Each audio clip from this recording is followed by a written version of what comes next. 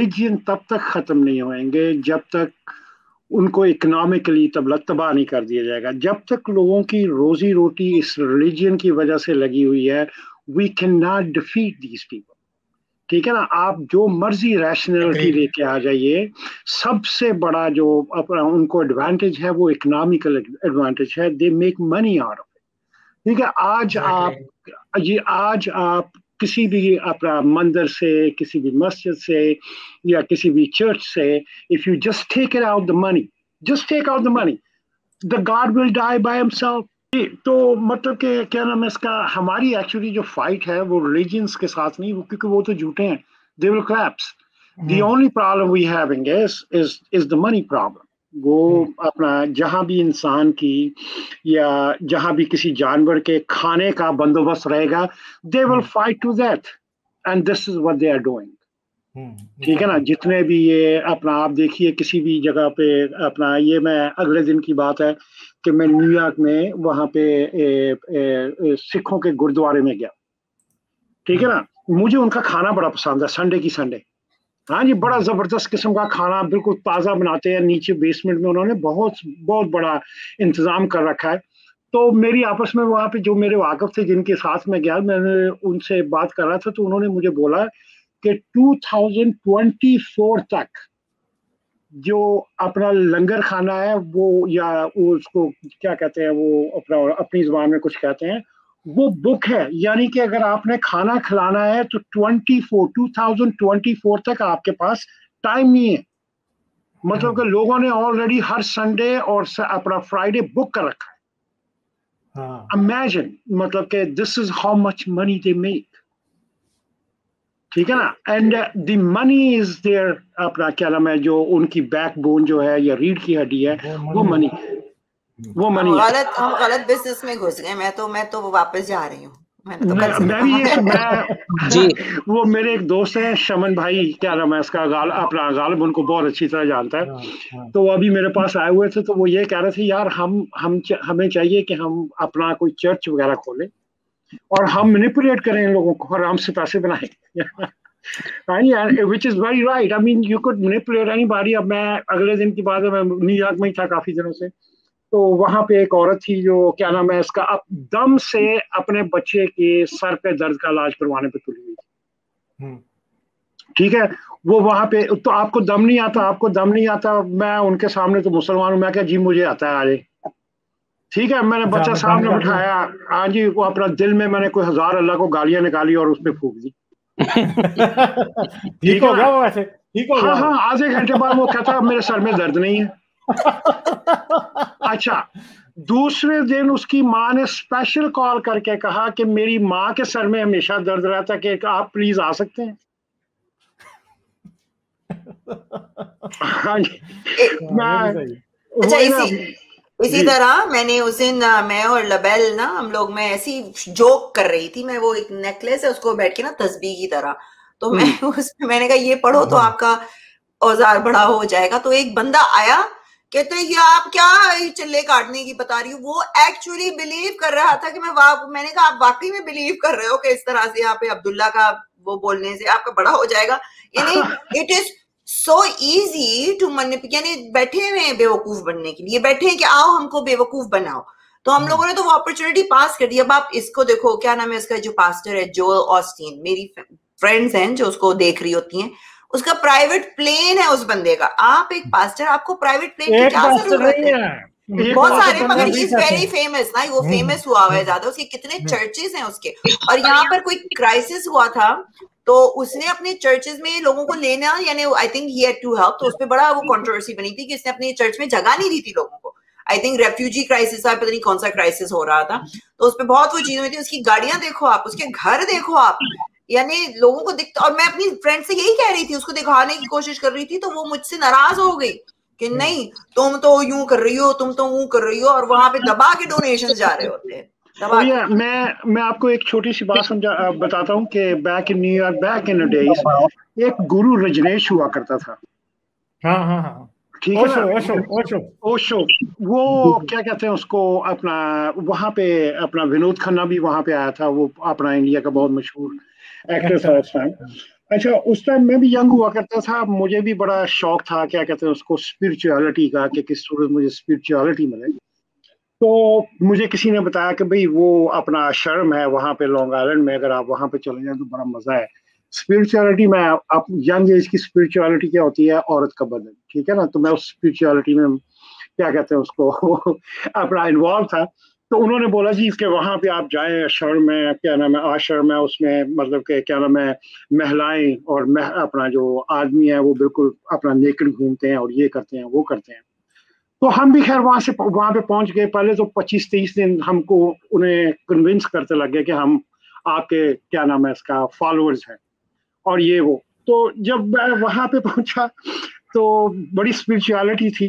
वो बंदा, हमें पता लगा कि ही ओन्ड मोर देन 20 सम रोल्स राइसेस, वो जो गुरु साहब बैठे, ठीक है। उस उनके ऊपर यहाँ पे बाद में फिर टैक्स इवेजन चार्जेस भी पड़े, मुकदमे हुए, उनको जेल भी ऑलमोस्ट उठा के ले गए। लेकिन वो यहाँ से भाग के मेरा ख्याल पता नहीं इंडिया पहुंच गए। हमारे गुरु जी थे वो, हाँ जी, बड़ा अपना कोई 15-20 दिन बहुत मजा आया वहां पे। हाँ जी, आज तक गुरु जी को याद करते हैं, लेकिन गुरु जी अमरीका से भागे, ठीक है ना। तो ये पैसों की बात है कि आप अंदाजा लगाएं कि एक आम सा गुरु है, 20 सम 32 सम उसके पास रोल्स राइसेस थी ओनली, ठीक है। इसी तरह एक टेक्सास में भी है, टेक्सास में भी निकला बंदा अपना, ये भी स्वामी जी थे और वहां पे वो योगा और उन्होंने प्राइवेट आश्रम बनाया हुआ था।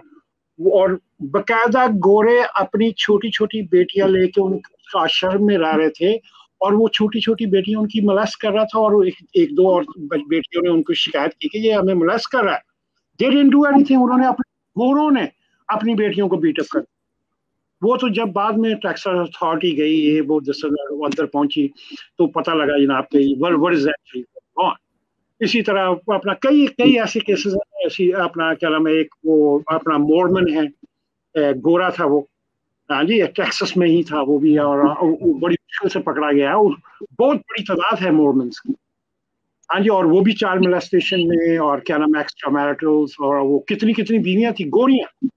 मतलब कि अमेरिकन, ये इंसानी ट्रेजेडी है हमारे साथ, और ये हमारा एवोल्यूशनरी अपना प्रॉब्लम है। अगर हम इसको एवोल्यूशनरी प्रॉब्लम से जब हम देखते हैं कि हम ऐसा क्यों करते हैं, तो आपको बड़े आराम से इजीली समझ आ जाती है कि हमारा जो माइंड सेटअप है वो बिगिन अपना शुरू किस तरह हुआ और एंड किस तरह हुआ। इसमें मैं ओशो का बता दूं, मैंने काफी उनको सुना भी और पढ़ा भी है। ओशो को ट्रैफिक लाइट पे गाड़ी ना रोकने पड़े, उनके लिए कई मील्स पे एक रोड बनाई थी। उनके जो सन्यासी थे, गोरे थे ज्यादातर, उन्होंने इतना पैसा उनको दिया था, उनके लिए अपनी ही एक सड़क बनाई गई थी जो उनका आश्रम वगैरह था। और दूसरा, अगर आप समा चैनल जो देखे ना, कुतुब ऑनलाइन आता है यार, वो बंदा इतना पढ़ा लिखा लगता है और आप उसके वीडियो यूट्यूब पे मिलियन व्यूज होते हैं।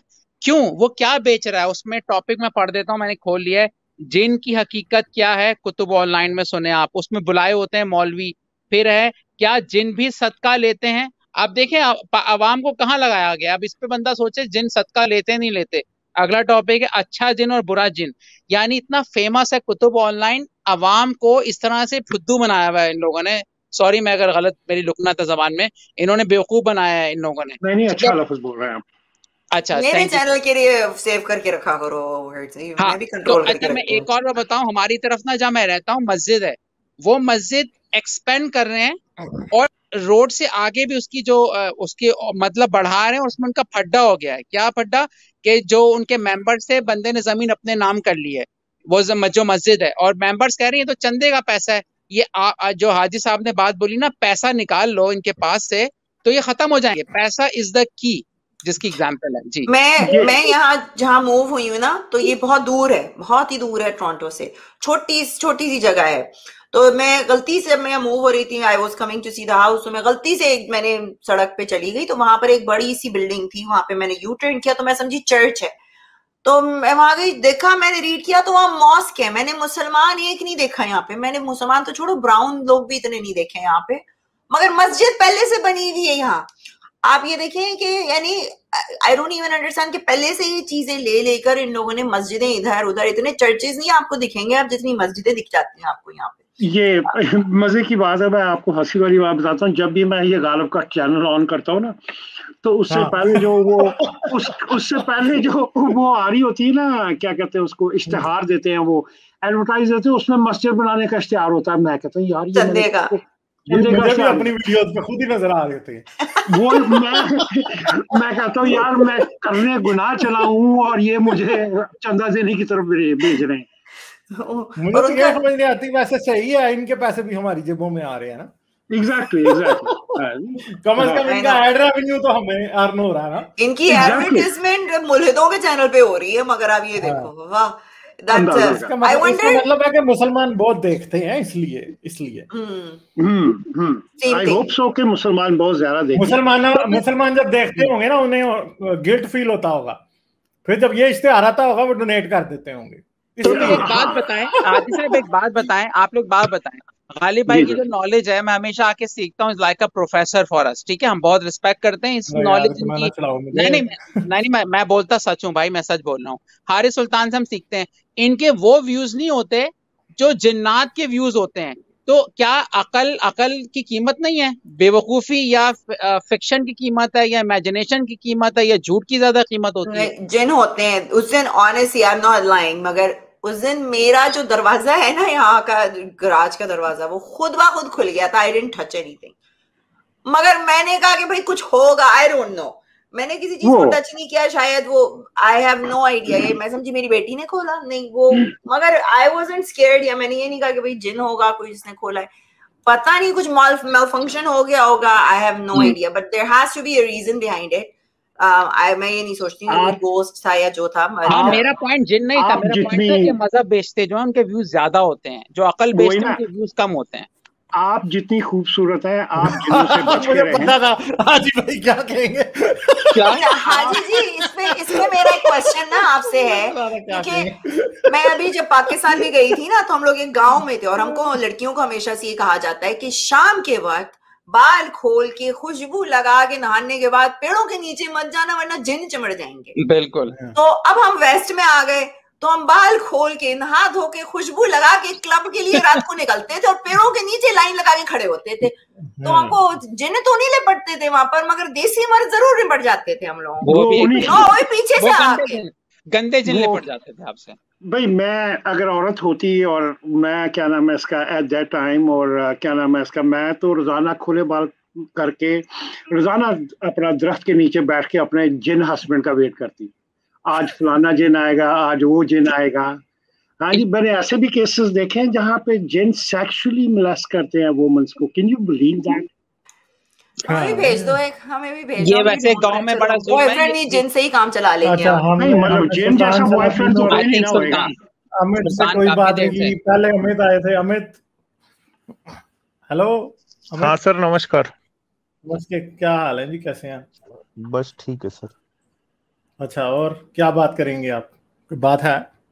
कुछ नहीं, वो हाजी साहब बोल रहे थे कि ये जो रिलीजन है, अगर इनसे इनका जो मनी है वो वाप ले लिया जाए तो ये गिर जाएंगे। सर मैं इसमें थोड़ा सा उनकी उनकी बात सही है, मैं थोड़ा और ऐड ऑन कर देता हूँ। दरअसल रिलीजन जो होता है, ऑर्गेनाइज्ड रिलीजन, वो दो पांव पे खड़ा हुआ है।